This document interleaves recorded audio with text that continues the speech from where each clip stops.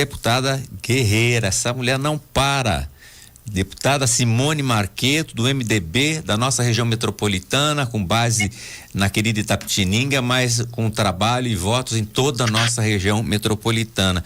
Deputada, a senhora teve, nós vamos falar sobre o tema dos clubes de tiro, mas eu não posso deixar de falar consigo a respeito que nós tivemos mortes por pessoas que foram tirar o siso, e a senhora tomou uma ação importante em relação a esse tema. Eu gostaria que a senhora pudesse nos contar qual foi a iniciativa do seu mandato nesta situação hoje em relação à extração de dentes do siso. Bom dia, deputado, um prazer tê-la conosco novamente.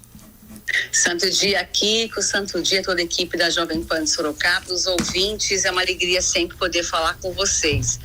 Pois é, a gente percebeu, nós temos a mãe da Isadora, né, que faleceu de Porto Feliz, ela faleceu em Sorocaba, infelizmente, muito jovenzinha, e chamou a atenção o caso dela, porque justamente não é o único, né? Muitas pessoas começaram a chegar nas redes sociais para a mãe da Isadora, para a nossa equipe também, de que não era o único caso que acontecia isso. Então a gente pediu, entramos com um projeto de lei já protocolado e também mandamos ofícios, né, aos conselhos nacionais de odontologia. Ontem mesmo recebi também uma mensagem muito importante que eu fiquei muito feliz, mostrando todo esse apoio ao nosso projeto de lei. Nosso projeto de lei coloca o quê, Kiko? Que quando você vai fazer como é que eu posso dizer? Uma cirurgia, né? É uma cirurgia odontológica que o paciente tenha que obrigatoriamente passar pelos exames pré-operatórios.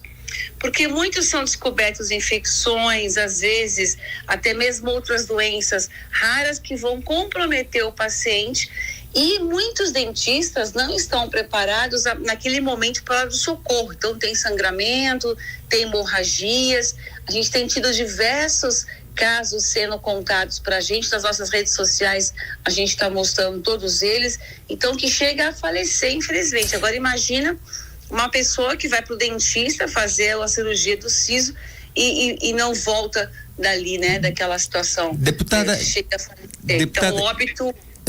Eu queria, é importante questionar nesse sentido, a senhora tem tido, porque na verdade o exame ele resguarda o profissional dentista, cirurgião dentista, mas ele está entendendo, a Associação de Dentistas em todo o Brasil, elas estão entendendo isso como um apoio, uma segurança ao profissional, ou não estão dando apoio ao seu projeto de lei, estão dando apoio?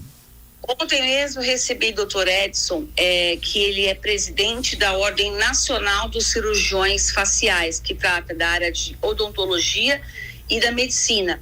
Além disso, eles querem, a gente está marcando uma audiência que eles querem mais. Alguns até pedem que esse tipo de cirurgia, de operações, sejam feitas até em clínicas melhor estruturadas ou até em hospitais, pela gravidade que pode acontecer no meio do procedimento, né? Um corte pegando uma veia, enfim. Aí a parte técnica que eles colocam, que é importante a gente avaliar, que eu não tenho esse conhecimento técnico, a gente tem um conhecimento do que acontece. Claro. E a gente sabe que se prevenir com esses exames, esses pré-exames operatórios, vai dar uma devolutiva, uma segurança para o paciente, para a família do paciente e também para o profissional, para o dentista que está fazendo aquela cirurgia. Então, a gente está recebendo apoio do conselho, eles estão sendo mais até além daquilo que nós propusemos. Então, nós estamos trabalhando para até alterar o texto em algumas situações para ser um pouco mais rígido, porque são muitos, Kiko, mas são muitos casos de pessoas que chegam a falecer após um procedimento como esse odontológico. Agora, deputada, a senhora vai articular com o seu partido, com o presidente nacional do seu partido, o Baleia Rossi, e o presidente da Câmara dos Deputados, o Arthur Lira, porque se não tem essa vontade política de fazer andar, né, de pautar, de mandar para a Comissão de Constituição e Justiça, para a Comissão de Saúde, né, isso acaba perdendo um time importante, enquanto pessoas estão sendo vítimas, né, pela negligência ou pela incapacidade ou pela falta de rigor em exames antes de um procedimento como esse, que agora se mostra muito importante como rotina, né? Qual é a articulação dentro da Câmara e do Congresso para que esse projeto ganhe o encaminhamento? A gente tem já mostrado que quando a gente tem esse apelo, né, popular, com vários casos sendo registrados, com certeza a gente dá uma atenção diferenciada para o projeto de lei. Assim como nós tivemos com os cambistas, que nós tiramos de comissões, ele já ganhou o regime de urgência para a gente tentar pautar o plenário o quanto antes e dar essa devolutiva à população. E com esse projeto não será diferente. A gente vai trabalhar para que ele tenha aí o número de projeto de lei de urgência e aí ele tramita mais rápido para que a gente possa novamente dar uma devolutiva à população.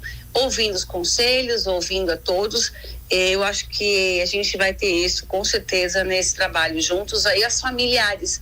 Nós não estamos sozinhos, eu disse isso às famílias também.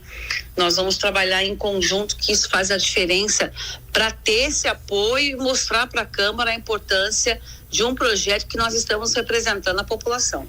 Deputada, queria mudar o tema agora com a senhora, também o decreto de armas do governo Lula, né? O Flávio Dino acabou fazendo o anúncio, o presidente depois fez uma colocação infeliz durante a semana, falando que tinha que fechar todos os clubes de tiro, daí o Dino falou não, que eram os ilegais, os irregulares, né?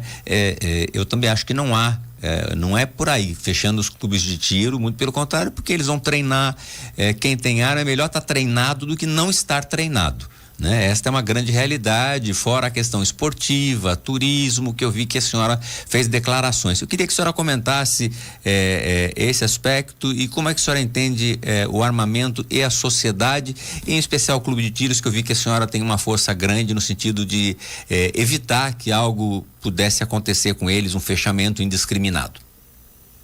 Eu sinto assim, sabe, Kiko, eu fui crítica ao governo atual em relação a isso, porque nós temos tantas pautas necessárias no Brasil para se discutir, para se colocar, para mudanças, para a gente trabalhar, e aí fica com uma pauta política. Essa é uma pauta exclusivamente política, no meu entendimento, só para você poder afetar o ex-presidente Bolsonaro, o ex-governo. Então, eu acho que isso não é necessário. Nós temos uma legislação hoje que está funcionando bem, nós queremos que ela permaneça, que o decreto do presidente Lula seja revogado. Seja exatamente. Seja revogado, porque nós já temos uma legislação, as pessoas já se acostumaram, nós não tivemos problema. Exatamente aquilo que você falou, os clubes de tiro funcionam bem, a gente está falando de uma economia, a gente está falando de turismo, a gente está falando de esporte. E também tem uma situação que poucas pessoas sabem, mas nossas guardas municipais, Sorocaba mesmo, Boituva, tem vários clubes de tiros que ajudam até a fazer esse preparo, esse treinamento com as guardas municipais da nossa região metropolitana. Então, há um trabalho oferecido por esses clubes de tiros à nossa sociedade, né, de treinamento, de espaços para eles poderem fazer provas e treinamentos. Então, não vejo nenhuma necessidade de mexer com essa pauta já está mais que definida. O homem de bem, eu estou numa região que tem muitas área rural, fazendas, é rural. A gente sabe, Piedade, por exemplo, quando eu trabalhava no jornalismo ainda, quantos casos a gente mostrava de sequestros em chácaras. Então, o cidadão de bem, ele tem como fazer a sua defesa dentro da sua propriedade, é isso que a gente quer, a defesa da pessoa na sua propriedade, também essa questão do clube de tiro, que a gente está falando de um esporte. Dos CACs, né? Dos CACs que vão lá.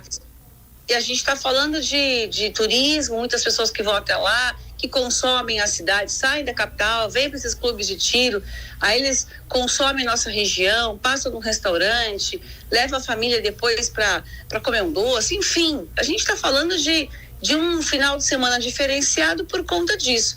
Então não tem necessidade de ficar mexendo. Então eu sou contrária ao posicionamento do atual presidente da República e eu acho que tem que ficar como está. Mas vou além. é aquilo que eu disse, tem pautas que são muito mais urgentes para se trabalhar, para entregar à população, para entregar aos brasileiros, e aí a gente acaba não se discutindo, fica uma guerra de ideologia. Então, acho que tem que acabar com isso. A guerra de ideologia não está levando o país a crescer. A gente tem que pontuar pauta a pauta e fazer realmente que o Brasil volte a acreditar em políticas públicas que vão fazer a diferença para nós brasileiros. Deputada, muitíssimo obrigado. Precisamos falar mais. Eu sei que o senhor está trabalhando um monte, né?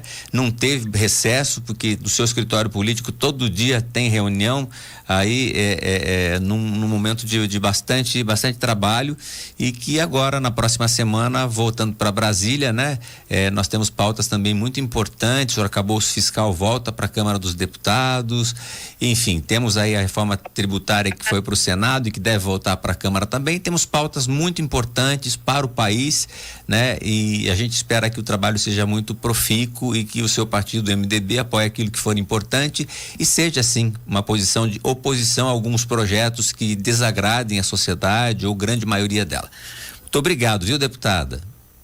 Eu que agradeço, Kiko, estou sempre à disposição para a gente poder dar total transparência ao nosso mandato, porque eu sempre falo isso, não é meu, é nosso, contem comigo sempre. Um grande abraço, santo dia. Santo dia. Muito bem, conversamos com a deputada Simone Marqueto aqui na Jovem Pan. Café Celso, produtos da Padaria Real, a gente volta já. Você está ouvindo o Jornal da Manhã da Jovem Pan Sorocaba. Já já, mais notícias para você.